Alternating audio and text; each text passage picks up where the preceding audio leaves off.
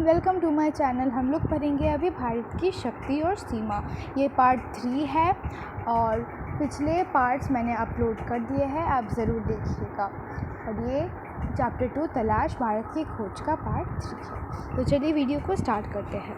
भारत की शक्ति के शस्त्रों और उसके पतन और नाश के कारणों की खोज लंबी और उलझी हुई है, पर उसके पतन के हाल के कारण पर्याप्त स्पष्ट है।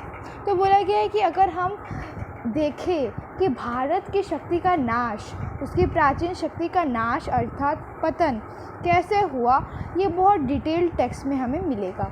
लेकिन अगर हम उसके कारणों को जानें कि ये क्यों हुआ, पतन क्यों हुआ, नाश क्यों हुआ, तो वो हमें स्पष्ट दिखाई दे सकता है। भारत तकनीक के दौर में पिछड़ गया और यूरोप, जो तमाम बातों में एक ज़माने से पिछड़ा हुआ था, तकनीकी प्रगति के मामले में आगे निकल गया।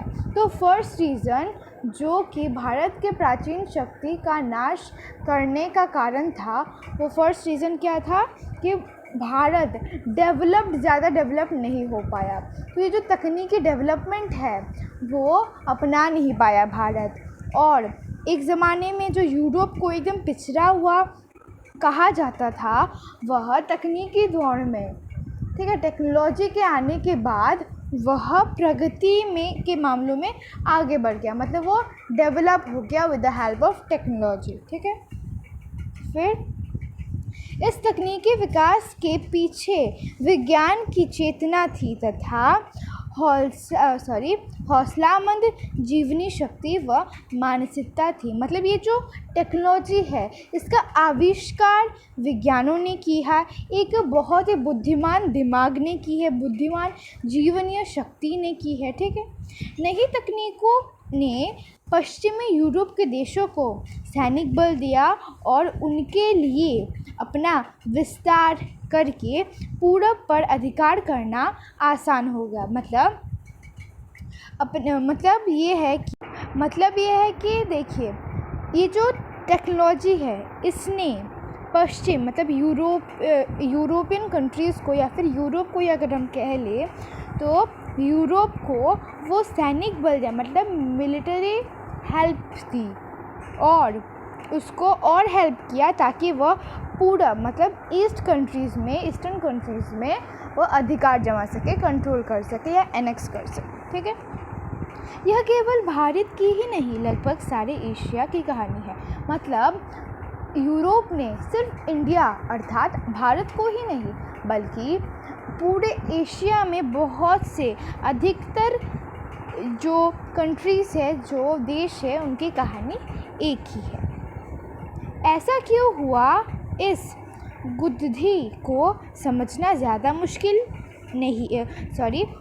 मुश्किल है, क्योंकि पुराने समय में तो भारत में मानसिक सजगता और तकनीकी कौशल की कमी थी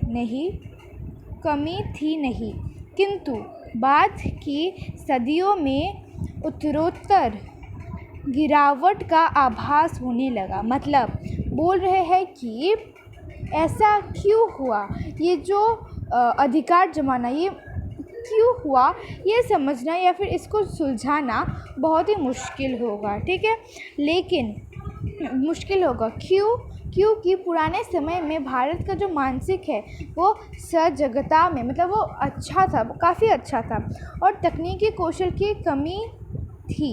ठीक है, किंतु बाद में ये जो गिरावट है, इसका आभास होने लगा। मतलब भारत पहले डेवलप था, लेकिन बाद में कुछ चीज़ें ऐसी हुई कि वह मतलब उधर कमी महसूस होने लगी। ठीक है, जीवन की लालसा और उद्यम में कमी आ जाती है। बोला ना मैंने आपको, जीवन की लालसा मतलब लोगों में लालसा बढ़ जाती है और उद्यम में कमी आ जाती है। ठीक है, क्षीण होती रचनात्मक प्रवृत्ति की जगह अनुकरण की प्रवृत्ति ले लेती है। तो ये जो क्षीणता होती रचनात्मक, मतलब वो देखिए, इंडिया में, भारत में पहले लोग रचना करते थे, ठीक है, बनाते थे। लेकिन ये जो जब टेक्नोलॉजी आई तो उनको भी तो आगे बढ़ना होगा ना, नहीं तो सारे यूरोप उन पर पूरी तरह से कब्ज़ा कर लेंगे। तो इसीलिए उन्होंने क्या किया, उन्होंने अपने आप को डेवलप करना चाहा, लेकिन वह सही तरह से डेवलप नहीं कर पाए अपने आप को। तो उन्होंने क्या किया, आगे बढ़ने का दिखावा करने के लिए अनुकरण मतलब नकल किया। जहाँ कामयाबी के साथ विद्रोही विचार पद्धति ने प्रकृति और ब्रह्मांड के रहस्य को भेदने का प्रयास किया, वहाँ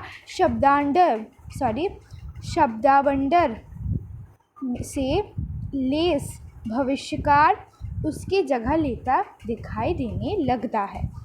तो बोला है कि जहाँ ये यूरोपियन कंट्रीज़ या फिर यूरोप ब्रह्मांड मतलब स्पेस अंतरिक्ष में जाके खोज करने, रहस्य खोलने में चले गए थे, वहाँ इंडिया में, भारत में क्या हुआ, वो लोग शब्दांडर में फंसने लगे, कि दिखावा करने में ये फंसने लगे। भव्य कला और मूर्ति निर्माण का स्थान जटिल पक्षीकारी वाली सावधानी से की गई नक्काशी लेने लगी, ठीक है। मतलब बोला गया है कि पहले जो हम लोग बनाते थे, रचावट करते थे, उसको अभी हम लोग तोड़ने लगे, नष्ट करने लगे। प्रभावी किंतु सरल, सजीव और समृद्धि भाषा की जगह अत्यंत अलंकृत और जटिल साहित्य शैली ने ले ली। मतलब पहले जो हम लोग इतने सरल सीधे थे, एकदम कोई खोट नहीं था हम पर, हमारी भाषा सरल थी, अब वह अत्यंत कठिन होने लगी, मतलब हम पर खोट आने लगा। साहसिक कार्यों की लालसा और छलकती हुई जिंदगी, जिसके कारण सुदूर देशों में भारतीय संस्कृति का प्रसार संभव हो सका था, क्षीण हो चली और उसके स्थान पर महासागरों को पार करने पर रोक लगाने वाली संकीर्ण रूढ़िवादिता ने जन्म ले ली। मतलब पहले जो हम लोग देखिए साहसिक कार्यों ने की लालसा, मतलब जल्दी जल्दी काम करके जो हम लोग आगे बढ़ सके उसकी लालसा, और छलकती हुई ज़िंदगी मतलब उनकी जो दुखद ज़िंदगी है, ये सब चीज़ें तो थी। तो इसके कारण हमारे देश में जो पहले संस्कृति दूसरे देशों में बढ़ती थी, मतलब दूसरे देशों में ट्रांसफ़र होने के बाद उधर बढ़ती थी, क्योंकि हमारी संस्कृति इतनी अच्छी थी। वही उसी संस्कृति में क्या होने लगा, उसी संस्कृति में नकारात्मक तत्व आने लगे। जैसे संस्कृति में लोग ये बोलने लगे कि अगर हम सागर को पार करेंगे तो हम अपना जाति खो देंगे। तो ये एक नकारात्मक चीज़ होती है ना, ये रूढ़िवादी चीज़ ने जन्म ले ली।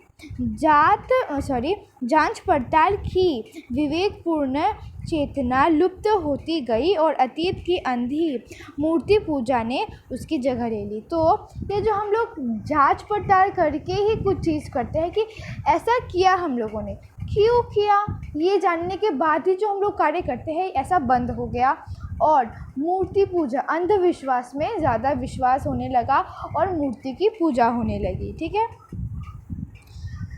फिर अतीत के विकट भार ने उसे कुचल कर रख दिया और वह एक तरह की मूर्छा से ग्रस्त हो गई। मतलब वह अतीत के जो विकट भार है, इसने हमारे जो वर्तमान का जो समय था उसको कुचल दिया, एकदम नष्ट कर दिया और वो मुरझा सी गई। मानसिक जड़ता और शारीरिक थकावट की इस हालत में भारत का ह्रास होने लगा। मतलब ये जो मानसिक जड़ता, ये जो जड़ता है और शारीरिक थकावट, जो हम लोग थकने लगे, यह भारत की हालत बहुत ही बुरी करती। यही गतिहीन और जड़ हो गया, जबकि विश्व के दूसरे हिस्से प्रगति के पथी में बढ़ने लगे। हम नीचे आने लगे और दूसरे कंट्रीज, दूसरे देश ऊपर जाने लगे। किंतु यह स्थिति का पूरा और पूर्णतः सही सर्वेक्षण नहीं था। मतलब यही पूरा आंसर नहीं था कि क्यों भारत का जो प्राचीन शक्ति है वो पतन हो गया। इसके भी और अनेक रीजंस है, अनेक कारण हैं। यदि केवल जड़ता और गतिहीनता का एक रस और लंबा दौर रहा होता तो उनका नाता अतीत से पूरी तरह टूट चुका होता। देखिए, अगर ये जो हम लोग क्या बोलूँ मैं आपको कि ये खोटपन अगर इतनी ज़्यादा होती तो अतीत से हमारा इसका रिश्ता तो टूट चुका होता। मतलब देखिए, अगर हम एक चीज़ को संस्कृति ऐसे चली आ रही है, सीधी चली आ रही है, अगर हम उसको मुड़ा दें तो टूट सकती है अतीत से उसका नाता, लेकिन वह नहीं टूटी। मतलब उसमें भी थोड़ी अच्छाईपन थी। एक युग का अंत और उसके ध्वंसावशेषों पर किसी नई चीज़ का निर्माण होता है। मतलब एक चीज़ गिरती है तो दूसरी चीज़ उगती है।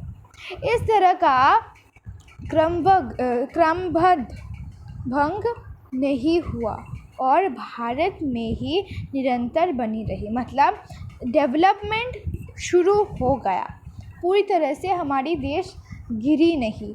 इसके अलावा समय समय पर पुनर्जागरण के दौर आते रहे। नए को समझने और उसके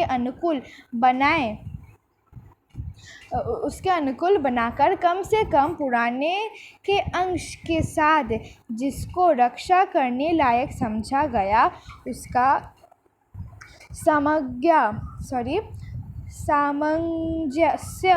सामंजस्य करने के प्रयास साफ दिखाई पड़ने लगे। अक्सर पुराने का केवल बाहरी ढांचा प्रतीत के रूप में बचा रहा और उसकी अंतवस्तु बदल गई। मतलब बोला गया है कि धीरे धीरे हमारे भारत जनता को भी ये समझ में आया, ये जो डेवलपमेंट हो रहा है उसको वह समझने लगे, उनको धीरे धीरे से उनको अपनाने लगे। बाहरी ढांचा मतलब इंडिया तो ठीक है, इंडिया अभी अनडेवलप्ड कंट्री हो गया, लेकिन अंदर ही अंदर वह डेवलपमेंट को अपना रहा था। ठीक है, ओके। ऐसी लालसा जो लोगों को उस लक्ष्य की ओर खींचती है जो पूरी तरह सिद्ध नहीं किया जा सकता हो, और साथ ही प्राचीन और नवीन के बीच सामंजस्य स्थापित करने की इच्छा बराबर बनी रही। मतलब और देखिए, मतलब लोगों को इस डेवलपमेंट ने खींचा, किसकी ओर खींचा? ये स्वाधीनता की ओर खींचा। और इसी के साथ साथ वह हारमोनी, ठीक है, हारमोनी की इच्छा को, हारमोनी मतलब समझ रहे हैं ना, तो हारमोनी की इच्छा को भी बराबर बनी रखी। इसी लालसा ने उन्हें गति दी और उन्हें पुराने को बनाए रखने के साथ साथ नए विचारों को आत्मसात करने की सामर्थ्य दी। ठीक है, मतलब बोला गया है कि इसी के साथ भारत ने क्या किया, पास्ट को भी लिया थोड़ा, प्रेजेंट को भी लिया थोड़ा, फ्यूचर को। मतलब देखिए, जो पुरानी चीज़ है उनको भी रखा और जो नई चीज़ है उनको भी रखा, तो वो एकदम मिडिल थे, मतलब एवरेज में थे, मतलब वो अभी ठीक ठाक थे। उन्होंने सब बनाए रखा था, पुरानिक कथाओं मतलब संस्कृति को भी बनाए रखा था, नए नए जो टेक्नोलॉजी आ रहे थे उनको भी वो अपना रहे थे। ठीक है, तो इससे हमारा पार्ट 3 ख़त्म होता है। कैसा लगा? अगर अच्छा लगा हो तो लाइक करिए, शेयर करिए। अगर कोई डाउट रह गया हो तो कमेंट बॉक्स में ज़रूर बताइएगा, और अगर आप मेरे चैनल में न्यू हो तो सब्सक्राइब ज़रूर करिएगा। धन्यवाद।